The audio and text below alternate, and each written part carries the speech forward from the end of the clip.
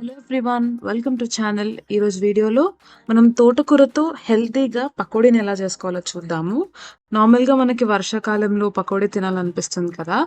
హెల్తీగా ఎలా తినాలి అని ఆలోచిస్తే ఇలా తోటకూరతో చేసుకోవచ్చు. నేను ఒక 1.5 కప్ శనగపిండి తీసుకున్నాను.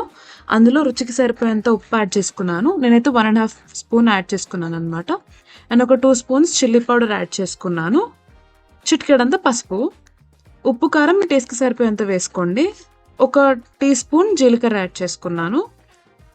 అండ్ ఒక 2 స్పూన్స్ బియ్యపిండి యాడ్ చేసుకున్నాను అనమాట. క్రిస్పీనెస్ కోసం బియ్యపిండి యాడ్ చేసుకున్నాను. కొద్దిగా సోడా యాడ్ చేసుకోండి లైట్గా. ఇప్పుడు దీన్ని బాగా మిక్స్ చేసుకోవాలి.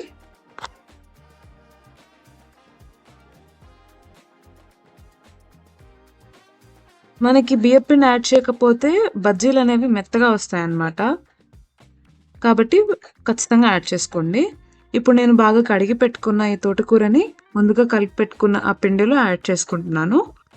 ఇప్పుడు దీన్ని బాగా మిక్స్ చేసుకోండి. ఆకులకి పిండి బాగా పట్టేలాగా కలుపుకొని ఎన్ని వాటర్ పడితే అన్ని కొద్ది కొద్దిగా యాడ్ చేసుకొని కలుపుకోండి.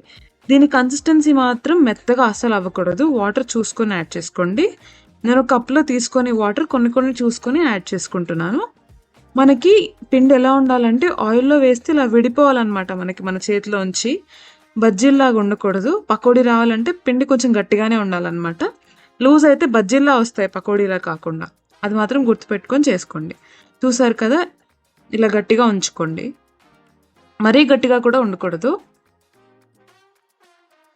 ఇలాగా నేను చేతిలోకి కొద్ది కొద్దిగా పిండి తీసుకొని ముందుగా ప్రీహీట్ చేసుకున్న ఆయిల్లో మీడియం టు హై ఫ్లేమ్లో పెట్టుకొని ఇది గోల్డెన్ బ్రౌన్ కలర్ వచ్చేంత వరకు ఫ్రై చేసుకుంటున్నాను.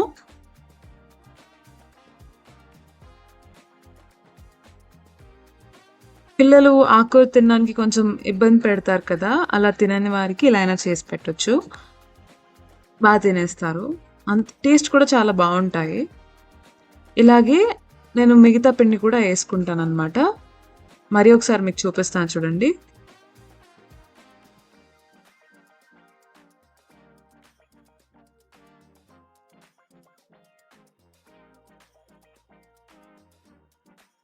దీన్ని ఏదైనా మసాలాతో కానీ టొమాటో కెచప్తో కానీ సర్వ్ చేసుకుంటే చాలా బాగుంటాయి. నార్మల్గా కూడా తినొచ్చు. ఒకవేళ మీకు ఇంకా టేస్ట్ కావాలంటే అది పెట్టుకొని తినొచ్చు అనమాట. చూసారు కదా, ఇవి కూడా గోల్డెన్ బ్రౌన్ కలర్లోకి వచ్చేసాయి. ఇప్పుడు వీటిని కూడా తీసేసుకొని నేను మిగతా పిండి మొత్తం ఇలాగే చేసుకున్నాను అనమాట.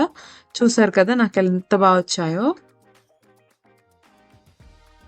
నేను బేసిక్గా అన్నీ ఒకటే షేప్లో వేయడానికి ట్రై చేశాను. రౌండ్గా పకోడీ అయినా కానీ కొంచెం ఒక షేప్లో వేద్దామని వేసాను అనమాట. చూసారు కదా నాకు ఎంత బాగా వచ్చాయో. మీరు కూడా ఇలాగే ట్రై చేయండి. నేను ఎలా వచ్చిందో కమెంట్స్లో మాత్రం ఖచ్చితంగా చెప్పండి. Thank you for watching.